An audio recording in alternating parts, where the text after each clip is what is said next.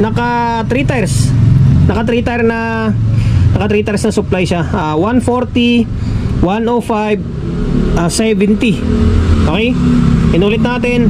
140 yung high rail, yung mid rail niya is 105, tapos yung low rail niya is 70. 70, 105, 140. Taas, di ba? 140. Singit or paningit na vlog. Kasi maraming nagre-request sa atin through Facebook. Sige, sabay na rin natin sa YouTube, di ba? Request nila kung gawaan ko daw ng review pala.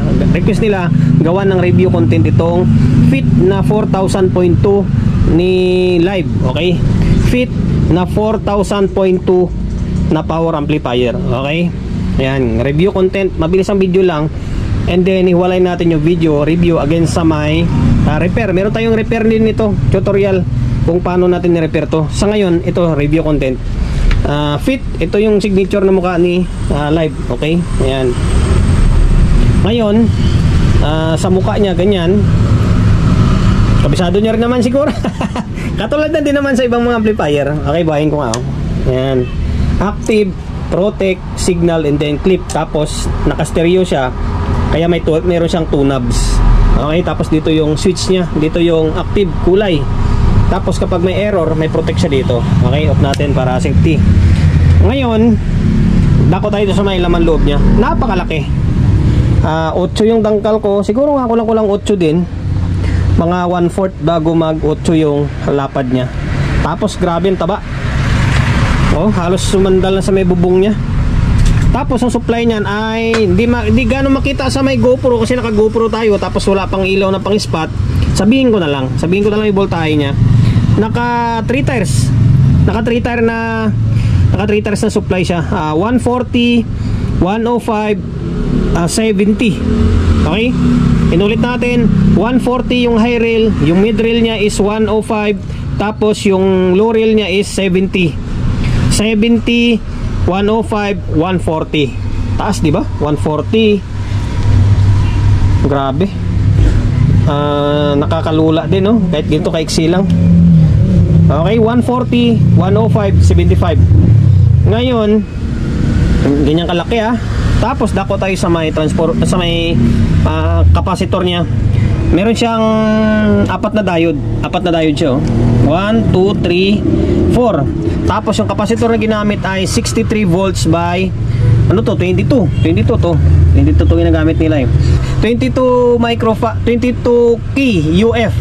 22,000 microfarad na 63 volts na 12 piraso. 3, 6, 9, 12. Okay?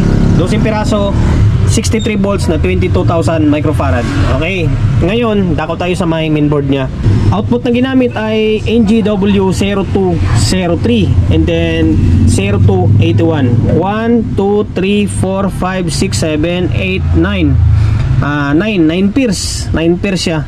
8 pairs by pairs lang kung hindi mo isasama yung drive. Pero pag isama mo yung drive, siyempre 9 yan kasi isa nito is drive to.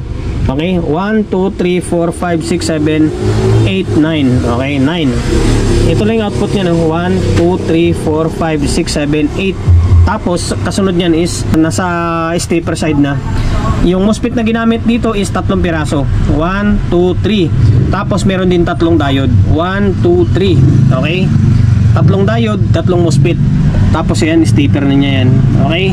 Same din dito sa may isang channel. Kung ano dito, siyempre ganun din nandito. Okay? Tapos kung carbon type or SMD matic, carbon type na yan siyempre. Tataas pa naman ang voltahe nito. Tsaka live to matic yan na naka-carbon type na yan. Okay, yan siya. Okay. Ayan. Paging ko sa inyo. Tapos ito, mga stepper na niya yan. Yan, stepper yan. Ngayon, dako tayo sa may back panel. Nakakatamad siya na umikot, pero sabihin ko na lang kaya. Okay, may built-in din na kwanto, siyempre. Kasi mabigat. Patagilid na lang tayo ng style. Input niya is male and then female. Male, female na XLR. Tapos, sa may output niya, naka-speak on. Wala siyang binding post. Okay, 3 holes, 3 butas. Channel A, bridge. Tapos, channel 2. Inulit natin, speak on, wala siyang binding post. Channel 1, bridge, channel 2. Tapos sa may operation mode nya is bridge, parallel, and then stereo. Tapos sensitivity 0.775, 1 volt, and then 1.4 volts sensitivity yan.